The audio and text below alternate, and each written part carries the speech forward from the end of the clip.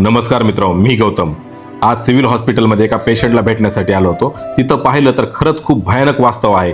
माणूस कितीही गोड बोलू दे, वेळ त्याची खरी ओळख करून देते। म्हणून बोलण्यावर भुलू नका। वेळ आल्यावर कोण आपल्या बाजूने उभं राहतं तेवढंच लक्षात ठेवा। मित्रांनो, आज इथं पाहिलं की बऱ्याच पेशंट सोबत कोणीही सोबत नव्हतं। खरंच खूप भयानक वास्तव मी आज अनुभवलं आहे। हॉस्पिटलमधून परत वापस निघालो माझ्या पुढच्या कामासाठी। नंतर मला काही मित्र भेटले, त्यांच्यासोबत गप्पा गोष्टी केल्या। खूप दिवसानंतर भेटल्यानंतर अशीच हास्य मजाक झाली आणि पुढील कामासाठी पुढे निघालो।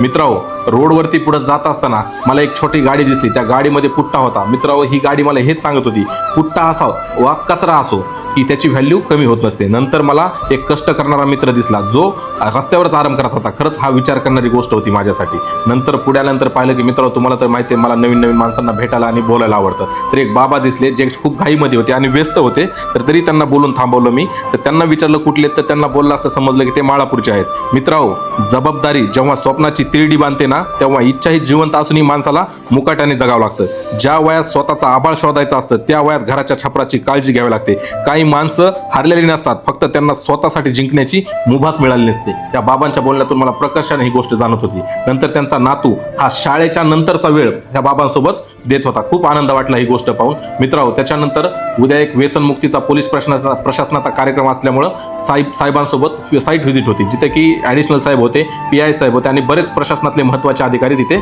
आलेले होते। त्यांच्यासोबत साईटवरती जाऊन काही गोष्टी डिस्कस केल्या, इव्हेंटबद्दल उद्याच्या डिस्कस केलं। मित्रांनो, आजचा माझा ब्लॉग आवडला असल्यास लाईक करा, फॉलो करा आणि कमेंट करा। धन्यवाद।